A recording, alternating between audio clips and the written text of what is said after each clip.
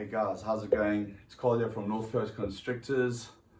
I've been doing a few videos on my ball pythons lately and the projects that I'm working on. So tonight I wanted to do a video on my female retic.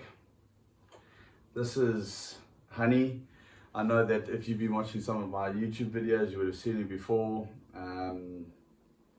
I've referred to her as a Sunfire Lavender Albino Retic, but I discovered that she actually doesn't have Sunfire in her.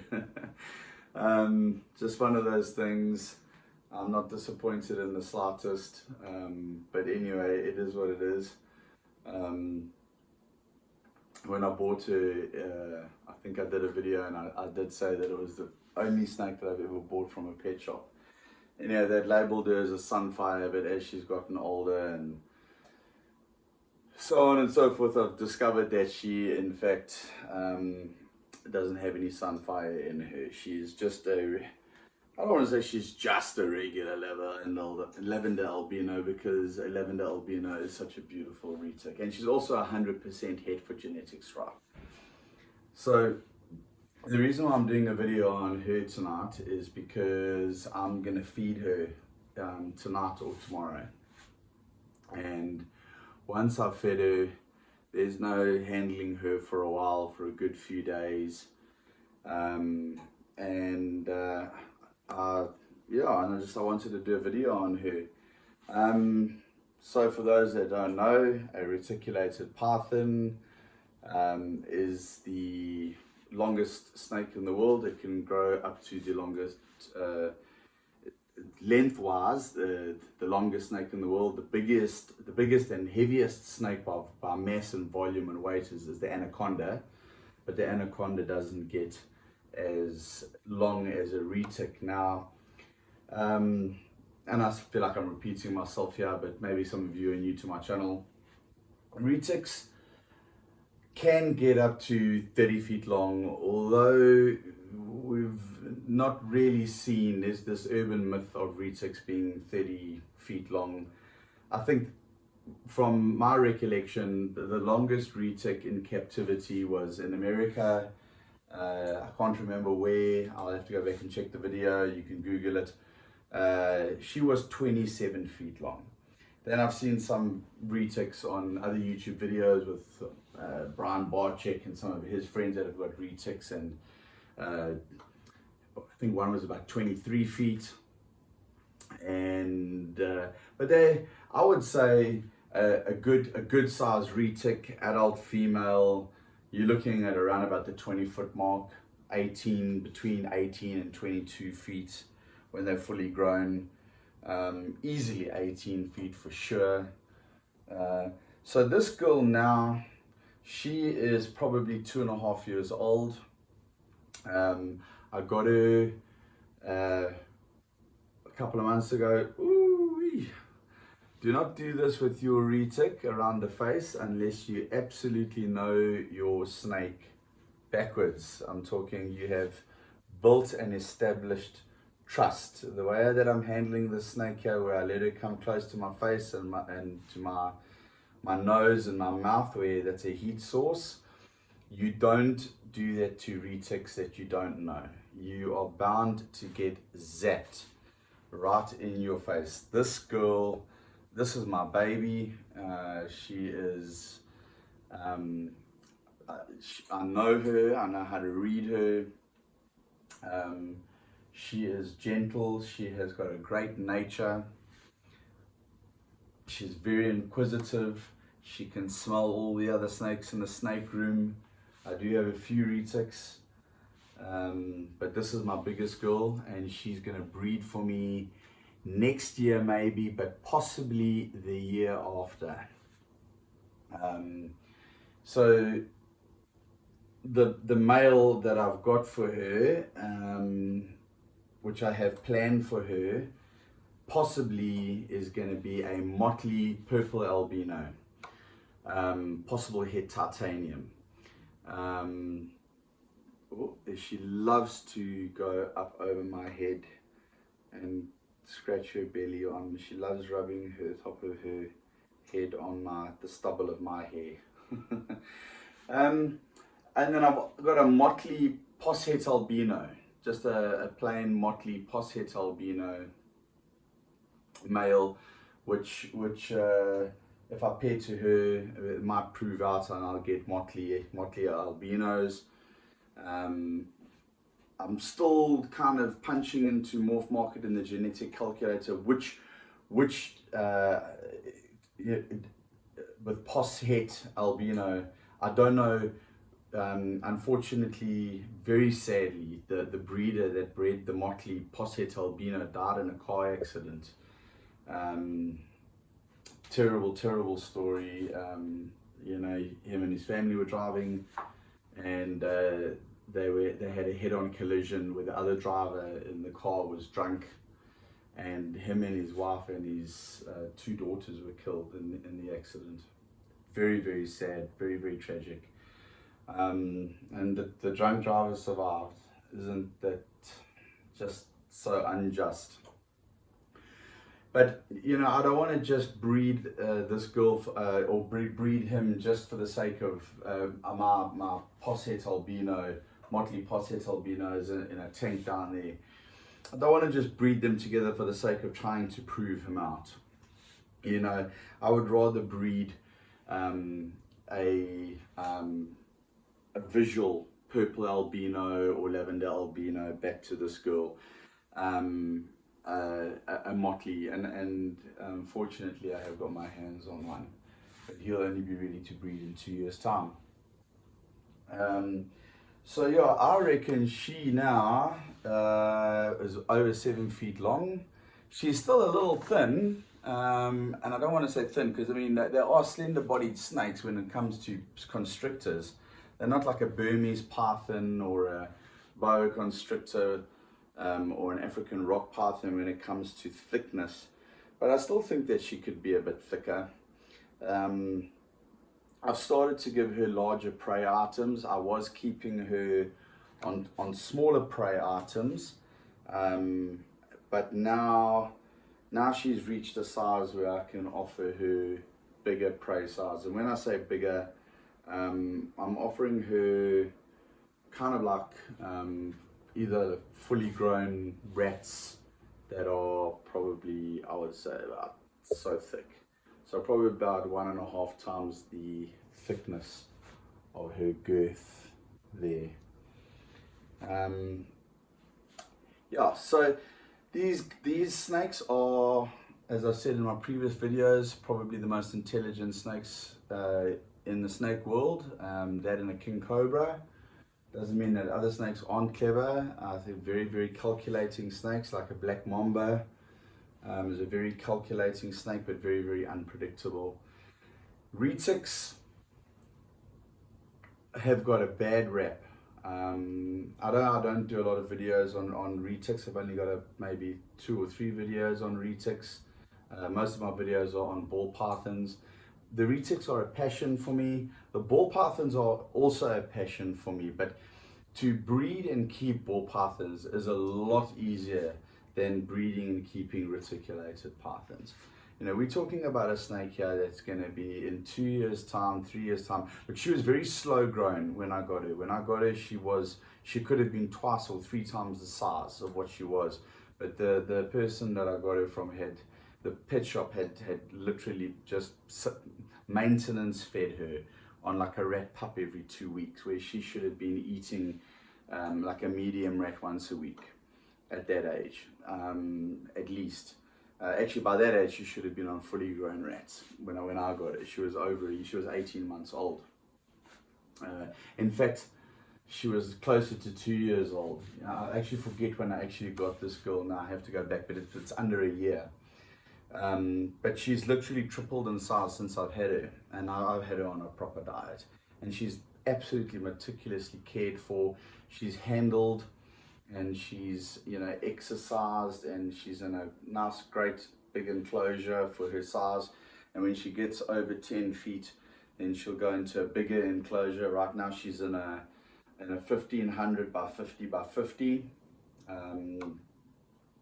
which is 1.5 meters by half a meter by half a meter. We work in the metric system, and then she'll be upgrading to a 1.8 by 60 by 60. But that'll be when she hits the 10-foot mark. These snakes, and the reason why I want to make videos on her and not just the ball pythons, is because keeping snakes, as much as the ball pythons for me is a sideline hobby business, okay, because I obviously sell ball pythons to make money and earn a sideline income. A lot of guys do that. I don't think I'll ever be a full-time breeder where it's my only single source of income. This for me is a passion. But breeding retics in South Africa is not like breeding retics overseas in the United States, where it's a huge country and you can just have, they're very difficult to sell. Not a lot of people are buying retics in South Africa. So, you know, for someone like me who is specializing in ball pythons, this for me is just a passion, and I'll have 2 or 3 females that I will breed, and that'll be it. And what I'll do is I'll breed 1 on and 1 off. 1 year on for the one and 1 year off when the other one breeds. So every second year the females will breed, because, you know, your first clutch of eggs on a first breeding season for a retic is around about the 20 egg, 25 egg mark.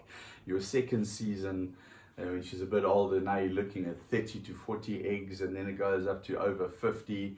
And I've heard of some retics, some big adult retics, good couple of years old, 20-foot, 18 to 20-foot retics laying something like 80 eggs or even more. Now you've got those 80 babies that you want to try and sell. Now imagine if you've got 2 retics breeding and you've got to sell, let's just say, 100 retic babies. Let's say you've got 3 females breeding. I mean, this is not America. There's not a market for it.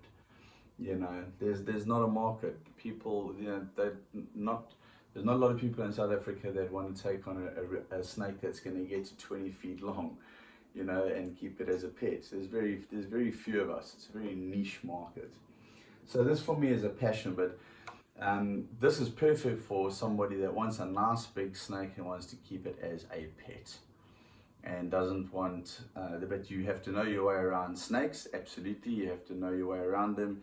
You can't start off with a retic as a first time pet if it's going to be your first snake. Absolutely not, don't do it. I highly recommend that you get a smaller constrictor first. Start off with something like a ball python, and then maybe work your way up to a Dumeral's boa, and then maybe get yourself like a Burmese python or a boa constrictor, and then maybe move on to a retic. Now you look at this girl, and this is a big snake, okay? But you need to understand that she is still a baby. This is not even half of the size that she's gonna get. This is not even half, you know. In fact, she could be 3 times bigger than this. If she, I mean, I would say she's a good 7 feet, and 7 3s are 21. So I would say she's a third of the size of what she's gonna be, and she's a third of the thickness, maybe even a quarter. She's definitely gonna thicken out as she gets older, you know. So yeah, get them from a hatchling, handle them almost daily if you can. All right, when they're this age, it's okay to, I call this scarfing. It's my own little name that I've thought about. Is like when you wrap it around your neck like a scarf. Do not do that on your own when you've got a retic that's 10 feet plus, because you'll get choked out. I have made a video on that before. But yeah, by myself, my girlfriend in the other room, if something happened, I would be able to just shout for her and she could come and help me. But if you're on your own and you've got a 10-foot retic and you're trying to handle it and you've got it around your neck and it cuts off your blood supply to your brain, you'll be choked out in under 8 seconds and you'll be unconscious.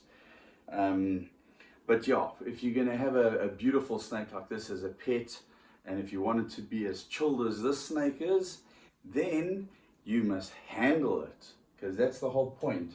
You must interact with it. Don't leave it in the tank and ignore it and pull it out once a week. then it's not going to be socialized. I make a point of pulling her out of the tank at least 3 to 4 times a week, if not more. A minimum of 3 times a week. Literally every second day, I'll pull her out of the tank. Even if I don't really have time, I'll make a point of pulling her out and holding her, even if it's just for 2 or 3 minutes, just to get her out the tank, and then I'll put her back in. And every time I go and I get her out the tank, I take my snake hook and I just tap her on the head, because the first thing that happens when I slide that glass open is she goes into a feeding response. She thinks that it's dinner time. And to get her, and that's just natural. That's completely natural for her to think that it's dinner time, because that's what snakes do. They're either inquisitive or in inquisitive mode, or they're in hunting, eating mode, or they're in sleeping mode, you know. So right now she's in inquisitive mode. She's cruising around, she's smelling everything in the air, she's listening to my voice, she's picking up my body vibrations. She's not in her tank, she's exercising now, she's moving around, so I'm getting her muscles working, I'm stretching her out. Very, very good for the snake. You must do that. Very, very important to do that. And at the same time, I'm socializing her, so she's used to me. You know, there's very, very few retics. If you don't socialize them, I make sure that she's not head shy. Look at that. I can put my hands right over her head. She doesn't flinch, she doesn't get angry, she doesn't get scared. I can completely cover her face, and that you just can't do to a retic unless you're absolutely 100% confident in your abilities with that retic, and you know that snake, and she knows you, okay? And she's just smelling at the moment, and her tongue is taking in the scent and bringing it back in, and she's smelling at the top of her palate. Okay, so now this girl, I know and I trust her, and I can hear her breathing. You can hear these long, deep breaths while she's breathing, and it's absolutely fantastic. It's an experience. I know that if you're freaked out about snakes, it's usually, yeah, some people have got a massive phobia about snakes. I mean, my dad won't even come into this room. It's not that he is afraid of snakes. It's not like he gets all jittery, but I mean, he'll stand from a distance and watch. My mom, however, she's come in here and I've put a retic in her hands. She's held it, and that kind of first time ever in her life, and she was conquered of her fear of snakes. It's actually such an amazing release if you are afraid of something. A lot of people are afraid of what they don't know, and what they don't understand, and that's why. It's like pit bulls have got a bad rap. Pit bulls are amazing dogs. Pit bulls are unbelievable dogs. There's no such thing as a bad pit bull, only a bad owner. You know, you train that dog to fight and kill, that's what it's going to do. And if you are loving to that dog, it's going to protect you with its life. Now, obviously, snakes don't protect their humans. I mean, they're not like that. They're not emotional animals, you know, but you do form a bond. Absolutely, you can form a bond. She trusts me, she knows my face, she knows my voice, and she knows that she is in absolutely no danger whatsoever, okay? A snake will only bite you if they think you're number one food, if you startle it, or it's defending itself.